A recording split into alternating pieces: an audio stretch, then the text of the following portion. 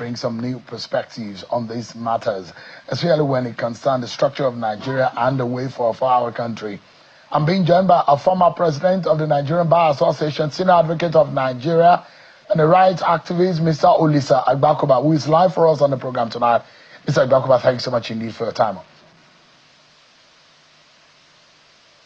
Let me begin.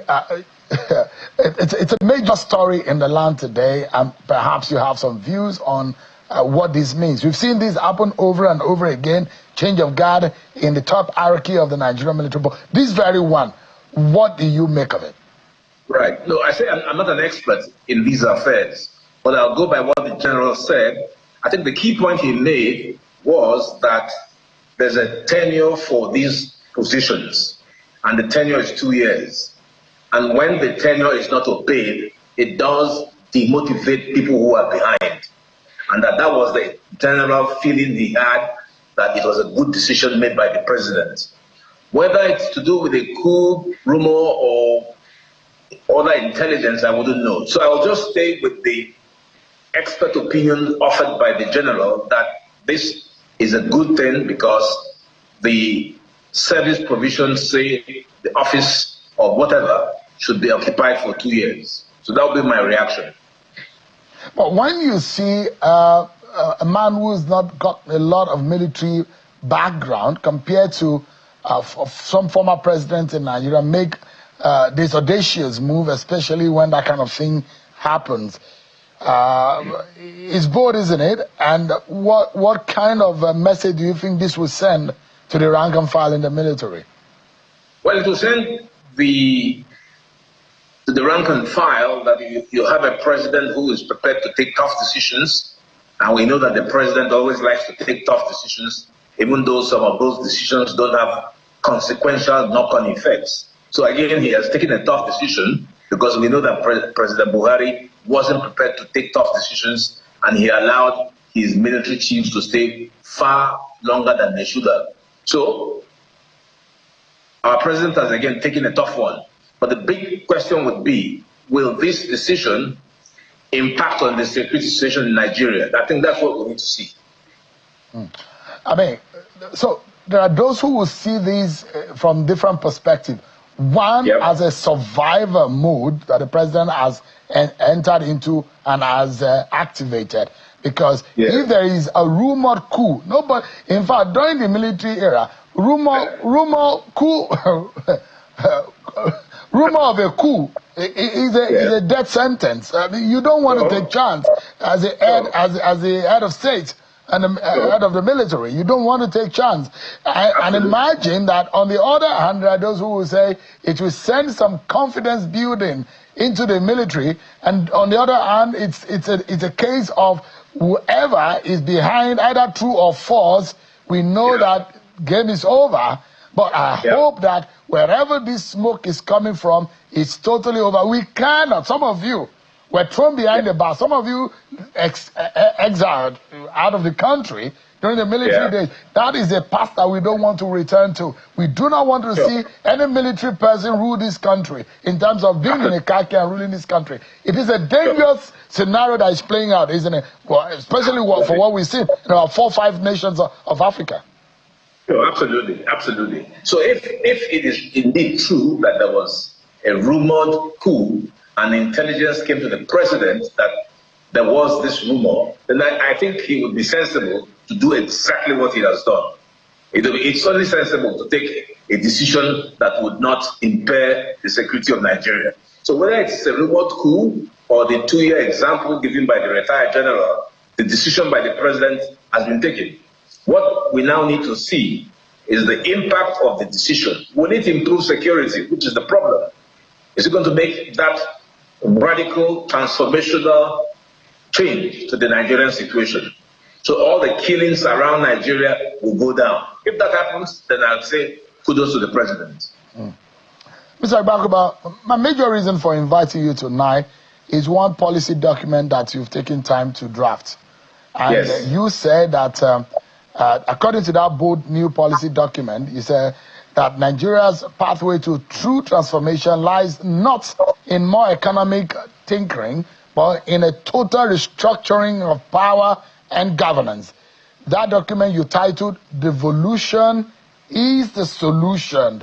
Now, in all of what you've said, you have called for the complete replacement of the 1999 Constitution, transfer of key powers to state and local government, and a governance model rooted in fiscal federalism, where productivity, not central control, drives development. These are some of the issues that you have raised, and you broke it down into segments. I took my time to dissect that document. You said that for us as a country, the reform agenda will help Nigeria in terms of control of their resources and the federating unit to be able to stand on their feet, and it will unlock what you call over 25 to 35 trillion naira in new annual revenue opportunities. So let's begin that conversation around that document. We'll do some literary appraisal and analysis and critique of it. First and foremost, the question anybody will ask you, now, constitution amendment we want chop. Now, constitution be our problem. For those who cannot feed, for those who are having a hard time, they will say, oh, now that won't be our problem. Mr. Agbakoba, that won't be our problem. I agree entirely. But also, we must confront the problem. I agree that people on the streets are going to say, how does that concern us? This seems like another academic discourse. But we must engage the issues. But before I do that, let me use this opportunity, because in your intro, you referred to Sowore and the travails he's going through today. So I wanted to use the opportunity to applaud him for what he's doing. He was, when I was very active, he was one of my strong commanders of street protests. So I'm very pleased that he's carried on what we're doing. So that, I think, ought to be, applauded. Because if you don't applaud people for what they're doing, then he may say, is anybody behind me? So I want you, Sowore, to know that I'm absolutely 100% behind you. And that keys in with the whole, trajectory of Nigeria's democratic challenge. How can we have spent 25 years discussing constitutional amendments? That's my problem. And that's why we are in such a bad situation. And that's why I say the only way we can get to grips with Nigeria's problem is to look at the foundation of this country. So I liken Nigeria to a 50-story building. And we can see the architects have come to examine the building, and the engineers have said, unless you bring this building down, it's going to collapse. So that's what I think Nigeria will face as it goes along. Unless we say to ourselves, this constitution isn't working. Let's stop this hypocrisy. It's not working. No amount of amendment, shaving this one, changing that will make it work.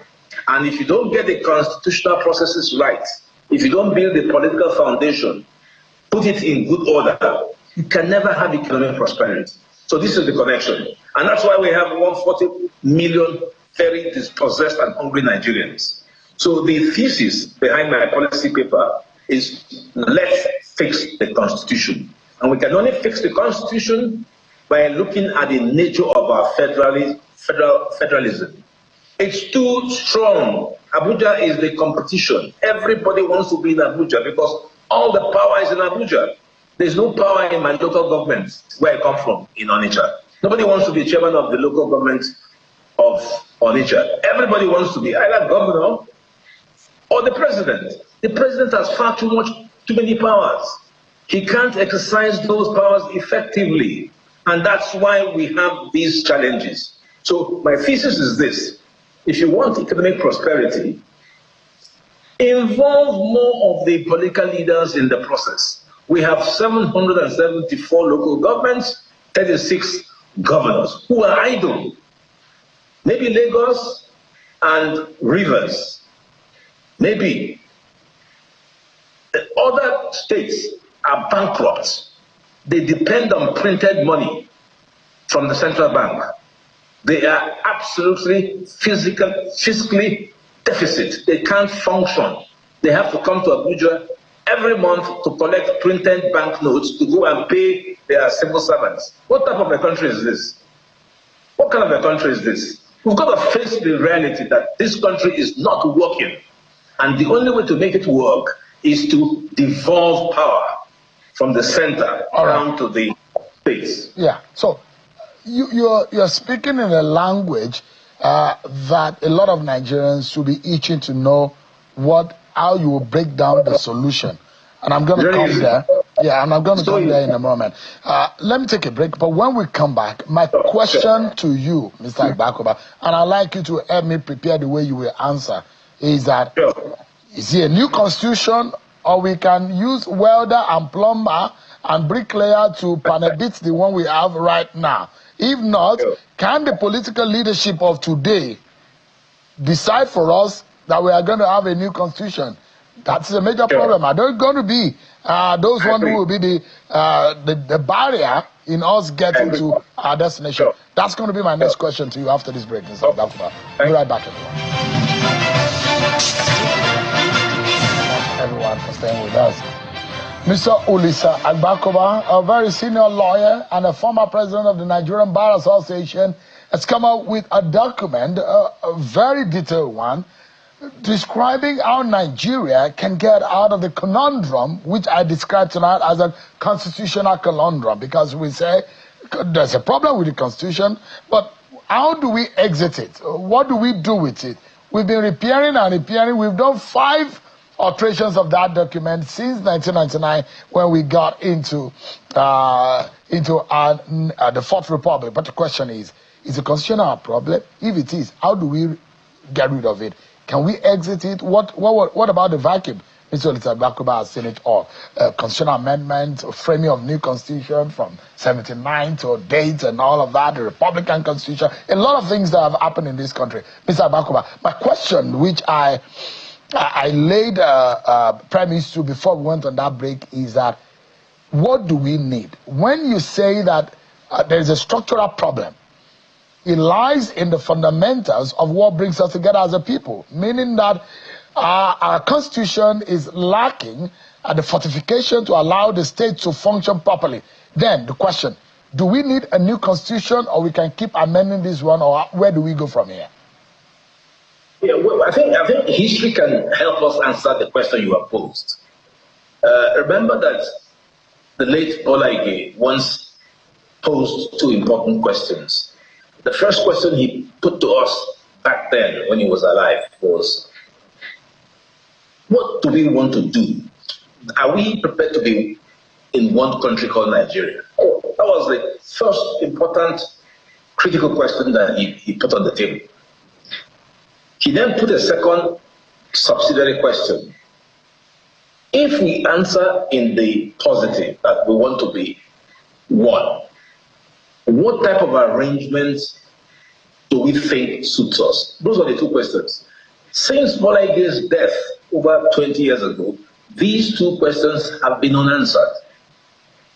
And I think that is part of our problem. We all know that we are a nation of diverse people. Our president returned us to the national anthem, which I think people say suits us better than the Arise or Compatriots. Now, if you have diverse people, then you are looking for a political arrangement that will suit our diversity. That's where federalism comes in. So we agree that a federal system is suitable for Nigeria. The problem is, what type of federal system is suitable? There's several. In political language, we talk about centripetal and centrifugal. Centrifugal meaning a pyramid where everything's on top. Centripetal meaning that everyone has space.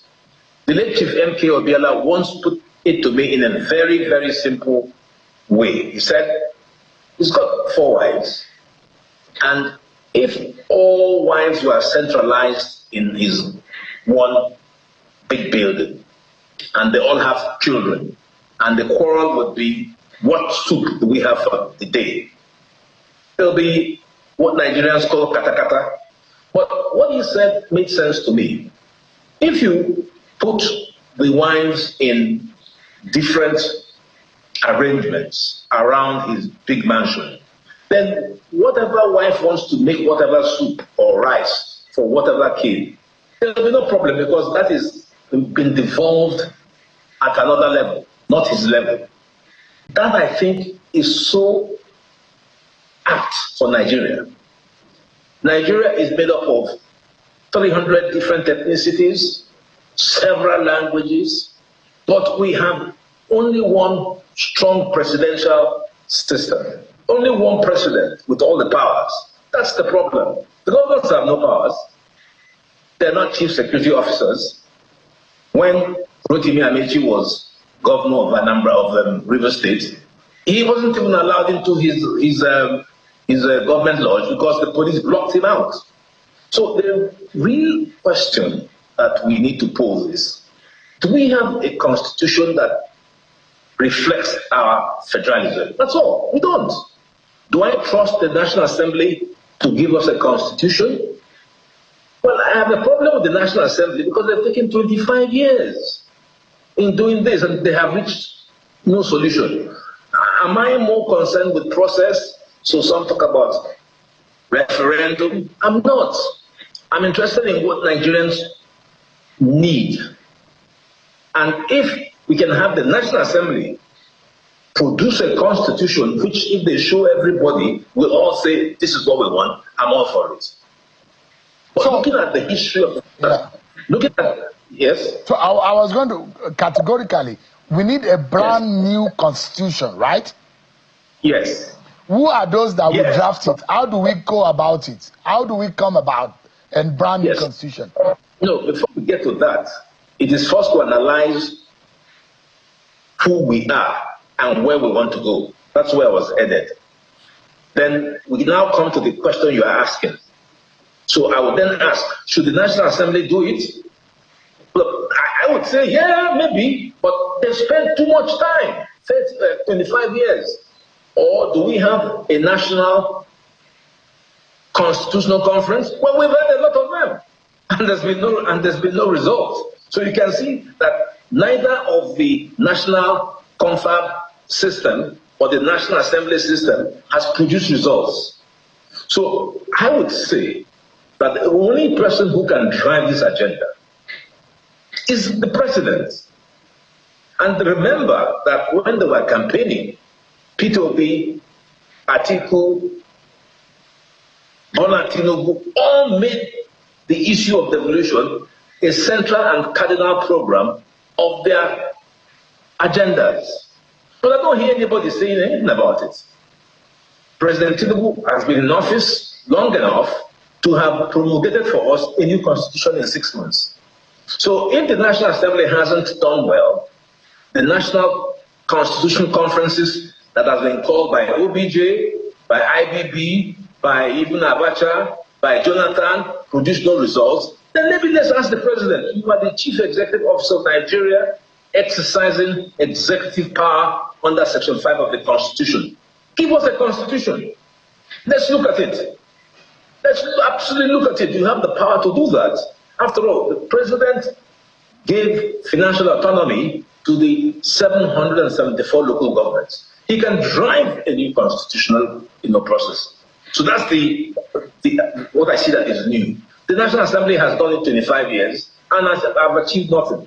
5, 6, 7 past national constitutional conferences have achieved nothing. So maybe the president should now intervene the way he even intervened and removed the service chiefs in what you call a bold move.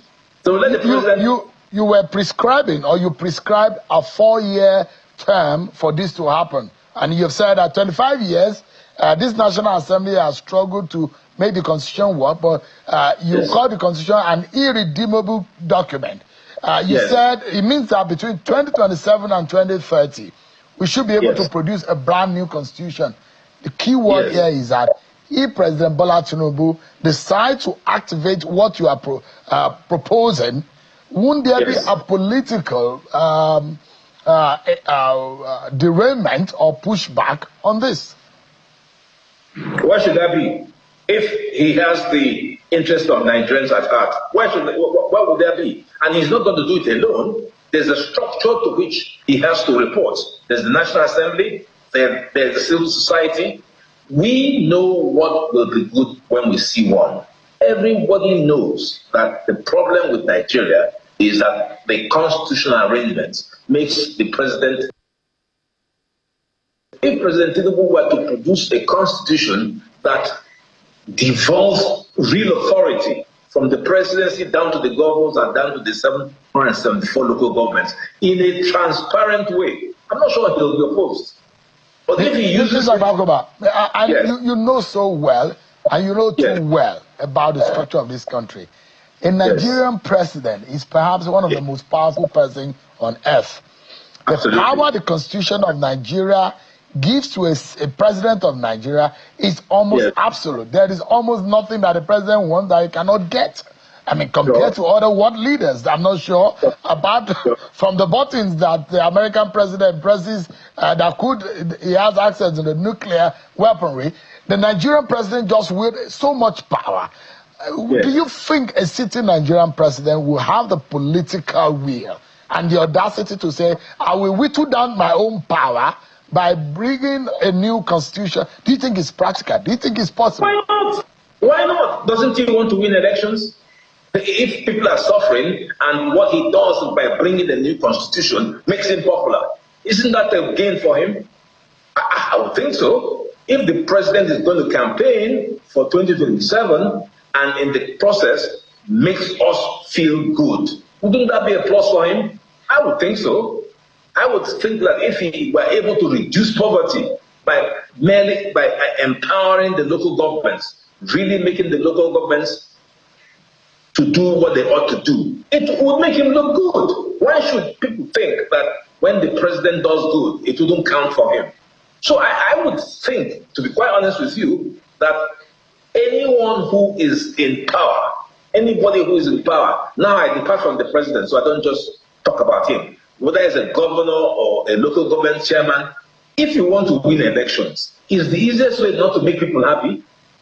Or do you think it's by the current way of vote, ballot box snatching, killing people, rigging? Is that the best way to go? Is the best way not to say, what do people want?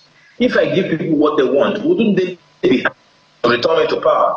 So I would reverse the issue that you ask and say, if the president were to do what I am suggesting, it will raise his profile. He will eradicate poverty. He will create wealth. He will create a strong Nigeria. He will eradicate insecurity. That makes him popular. So there's nothing to stop him from doing it if he wants to, except he doesn't want to do it. But as I said to you, I hope that the National Assembly is listening to this. Will just speed up the process. We can't spend 25 years tinkering with the Constitution. It's far too long. And I have no faith in the constitutional confab that we've held. We've held about 6, and it's gone nowhere. So let's try something new. I'm not averse to even trying a referendum if that process will lead to results. What Nigerians want, whichever way, as you said, that they're not interested in the big grammar. They're interested in how does it impact my life. So Mr. Agbakoba, yes. So there is a popular question that worries the mind, and I've had a lot of legal debates over this matter. So this is the 1999 Constitution, and this is a brand new Constitution. The President of Nigeria swore mostly to the 1999 Constitution to uphold it. Now, if there is a new Constitution, that means his allegiance is no longer in the 1999 Constitution. There does a lot of people who say there is a problem there because he has sworn to uphold that Constitution. The other problem, Mr. Agbakoba, is how to exit this and bring about this. The vacuum and the lacuna. There are those who say even the National Assembly, as is presently constituted, if there is a new Constitution, they may have to exit, or it may impact on their own sitting or their own capacity and their own framework. Isn't that a major problem that is a legal problem, isn't it? It's not. It's in the Constitution. Section 9 of the Constitution creates the avenue to create a new Constitution. It's fair. So it's not rocket science. It's just that they're not using it. They're working far too slow.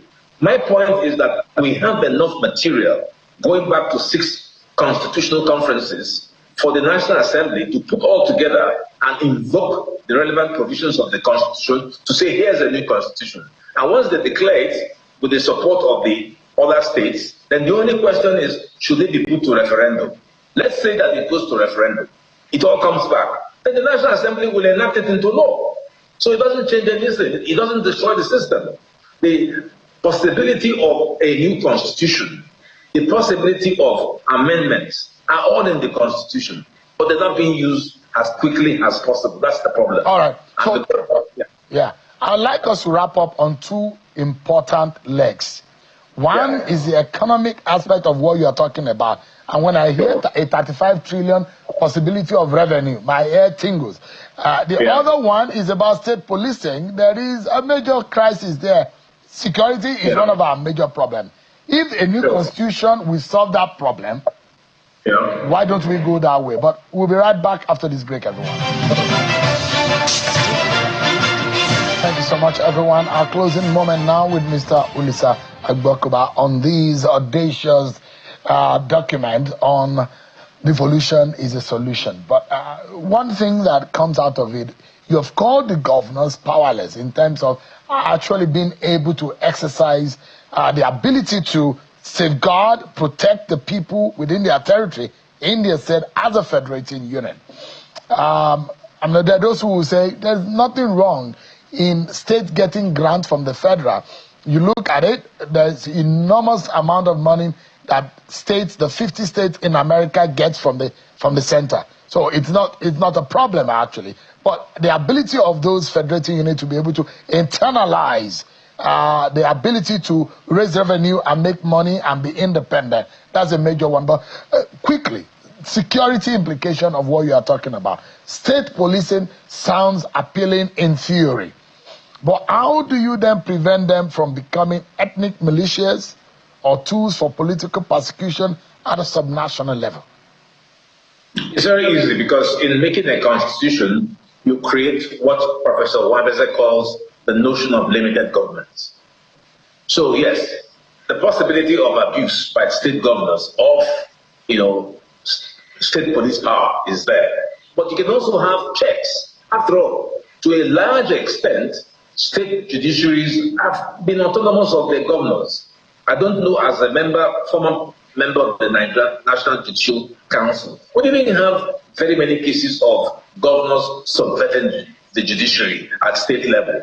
So why is this? It's because they are strong institutions. So one of the things that I will be canvassing for a new constitution is the adoption of Chapter 10 of the South African Constitution, which is titled Institutions Consolidating Democracy. So they are set out and they have independent existence outside of the executive. So it's very possible to impute into the Constitution provisions that will ensure that governors cannot tamper with not just the police, the judiciary, INEC, things like that, the Accountant General, all the relevant sensitive organizations that we don't want the executive to control can be isolated, given independent funding. Those are possibilities. And what hurts me is that the National Assembly is spending far too much time not considering all of these things. And it's choking Nigeria. We're not getting the sort of revenue that we should get. We have abundant revenue, but it's not coming out because we are spending too much time talking about the Constitution rather than fixing the Constitution. And so the economic opportunities that people should have been enjoying is not coming out. All right. Mr. Agbakoba, I don't want us to lose sight or lose track of this very important question before we close. And is the economic transition that you described. You said that you have identified up to 35 trillion naira in new annual revenue potential, which are in the areas of maritime, mineral, and regulatory reforms that could be effected if this policy that you have put together works. What are these first three actionable steps that we could begin with immediately that will take within the first year to start realizing any part of that figure? It's interesting to hear, very sweet to hear, but how practical is it for us to be able to achieve that? Easy. Just take oil and gas. There's something called contract oil, which is different from development oil.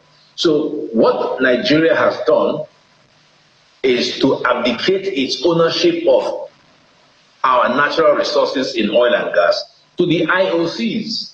So the IOCs run our oil and gas resources, and we're getting nothing. The federal government simply gets tax and royalty. But I say we should follow the model in Saudi Arabia, where they do everything. All along the value chain, Saudi Arabia controls it. In Nigeria, the IOCs control it.